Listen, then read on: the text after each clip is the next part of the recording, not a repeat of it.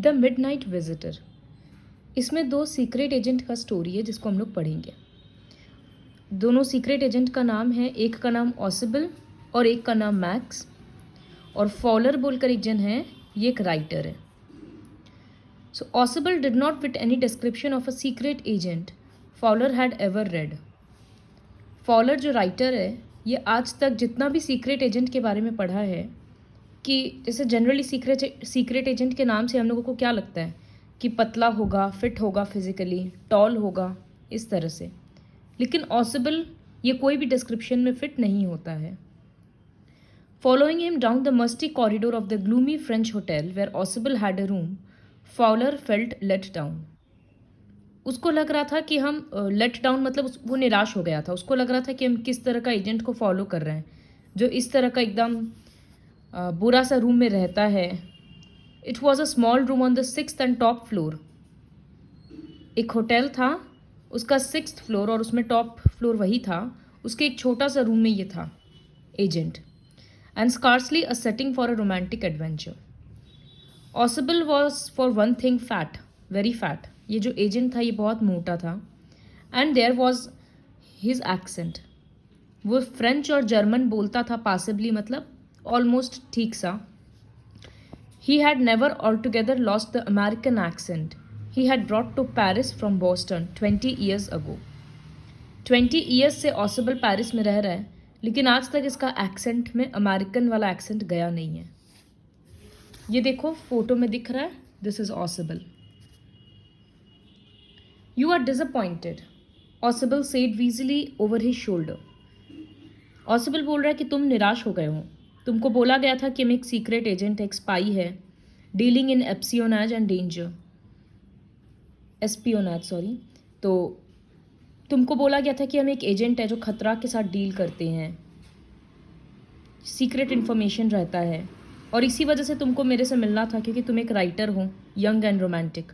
तो तुमको लगा था कि हम एक मिस्टीरियस फिगर है जो पिस्टल्स के साथ घूमते हैं, ड्रग्स रहता है वाइन में, इस तरह से। इंस्टेड तुमको एक डल इवनिंग दिख रहा है मेरे साथ, फ्रेंच म्यूज़िक चल रहा है, और वो भी एक स्लॉपी फैट मैन के साथ। वो अपने आप को बोल रहा था sloppy fat man, who instead of having messages slipped into his hand by dark eyed beauties gets only a project telephone call making an appointment in his room. You have been bored. वो उसको बोल रहा है तुमको लगा था कि interesting evening मिलेगा, लेकिन मेरे साथ तुमको एक डल इवनिंग स्पेंड करना पड़ रहा है। तुमको लगता होगा कि कोई जब हमको इन्फॉर्मेशन देता है तो ब्यूटीफुल लेडीज़ रहती होगी डेंजरस, जैसे मूवीज़ में दिखाता है, वो लोग चुपके से इन्फॉर्मेशन दे रही है, लेकिन हमको तो फ़ोन कॉल्स के थ्रू हम अपॉइंटमेंट ले रहे हैं। The fat man chuckled to himself as he unlocked the door of his room and stood aside to let his frustrated guest enter. ये सब बोलते हुए वो अपने गेस्ट को अंदर घुसाया। यू आर डिसइल्यूशनड, ऑसिबल बोल रहा है, but take cheer my young friend. Presently you will see a paper, a quite important for which several men and women have risked their lives. वो बोल रहा है लेकिन ज़्यादा अफसोस मत करो, अभी मेरे सामने एक पेपर आने वाला है, और ये पेपर इतना इम्पॉर्टेंट है कि इसके लिए कितना लोग अपना जान को खतरा में डाले हैं। Some day soon that paper may well affect the course of history. In that thought is drama, is there not? तो बोल रहा है ये तो ड्रामा वाला बात है ना कि हम इतना इम्पॉर्टेंट काम कर रहे हैं। As he spoke, Ausable closed the door behind him, और फिर वो लाइट ऑन किया। जैसे ही लाइट ऑन हुआ, Fowler had his first authentic thrill of the day. क्यों ऐसा, उसको क्या दिखा कि उसमें थ्रिल आया, एडवेंचर वाला क्या बात था? तो वो देखा, for half way across the room a small automatic pistol in his hand stood a man. Room के दूसरे पार इस तरह से एक इंसान खड़ा था, गन लेकर। ऑसिबल blinked a few times, फिर वो बोला max, he wheezed, you gave me quite a start. I thought you were in Berlin. What are you doing here in my room? तो मैक्स एक दूसरा एजेंट था, वो बोला कि तुम मेरे रूम में क्या कर रहे हो, हमको तो लगा था तुम बर्लिन में होगे। Max was slender, a little less than tall, with features that suggested slightly the crafty pointed countenance of a fox. Gun को छोड़कर बाकी उसमें डराने लायक कोई फीचर नहीं था। तो ये बोल रहा है मैक्स कि हमको रिपोर्ट चाहिए। जो रिपोर्ट आज तुमको मिलने वाला है उसमें कुछ मिसाइल्स का इन्फॉर्मेशन है और वो हमको लेकर जाना है क्योंकि वो मेरे हैंड में ज़्यादा सेफ रहेगा। Ossible moved to an arm chair and sat down heavily. Photo में दिख रहा है, ये इस तरह से बैठ गया। I am going to raise the devil with the management this time and you can bet on it, he said grimly. ये सेकंड ऑसिबल को थोड़ा गुस्सा आया। वो बोल रहा है कि ये दूसरी बार ऐसा हुआ है कि कोई मेरे रूम में आ गया इस तरह से, वो भी बालकनी से। Follows I went to the single window of the room. तो फॉलर खिड़की की तरफ देखा। ऑर्डिनरी खिड़की था और बाहर अंधेरा था इसलिए कुछ दिख नहीं रहा था। तो मैक्स बोला बालकनी, हम तो एक पास की से आए, हमको तो बालकनी के बारे में पता नहीं है। अगर पता होता तो बल्कि मेरा टाइम सेव हो जाता। ऑसिबल इरिटेट होकर बोल रहा है कि ये मेरा बालकनी नहीं है, ये पास वाले अपार्टमेंट का बालकनी है। You see, he said, this room used to be a part of a large unit, and the next room, through that door there, used to be the living room. वो बोल रहा है ये जो मेरा room है छोटा सा, ये पास वाले रूम का हिस्सा था, उसमें बालकनी है, लेकिन अब वो मेरे खिड़की के नीचे आ रहा है। इस तरह से 2 रूम का पार्टीशन कर दिया गया है, एक ही रूम का 2। You can get onto it from an empty room 2 doors down, and somebody did last month. इस रूम से 2 रूम छोड़कर जो रूम है वहाँ से कोई भी इस रूम के अंदर घुस सकता है बालकनी के हेल्प से।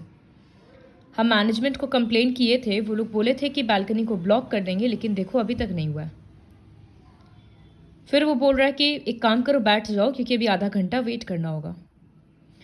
30 minutes. The appointment was for 12:30.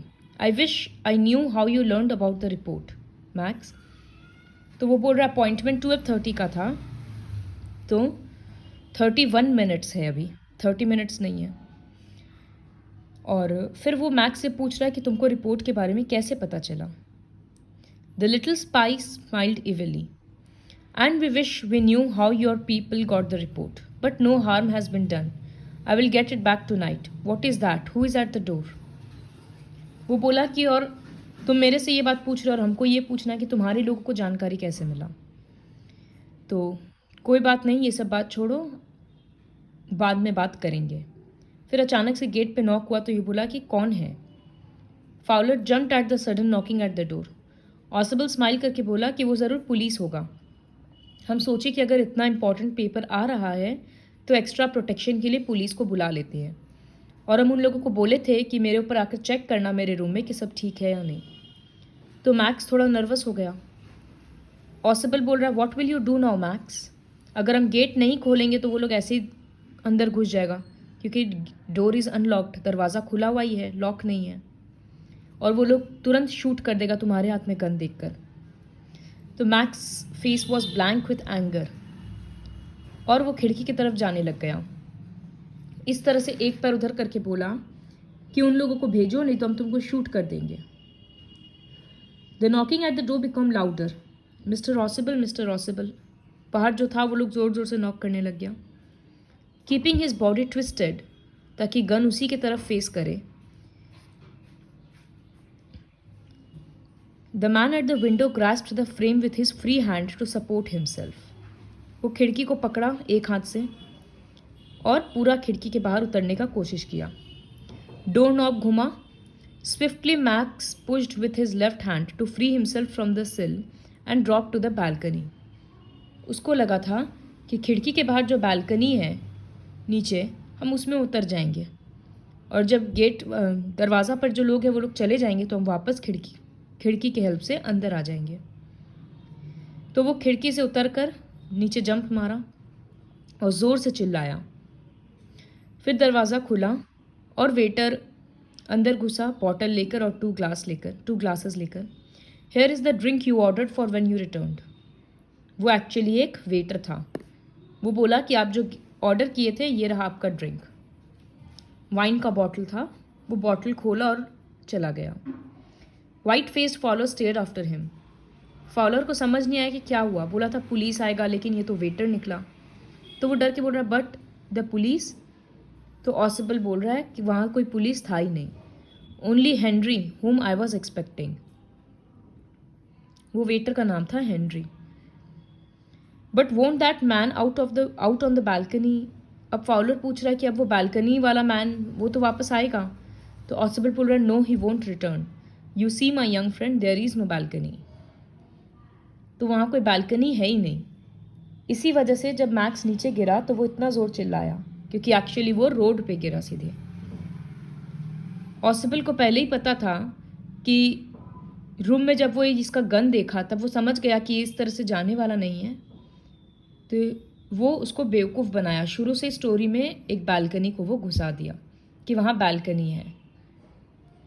तो इससे समझ में आता है कि ये कितना इंटेलिजेंट स्पाई है।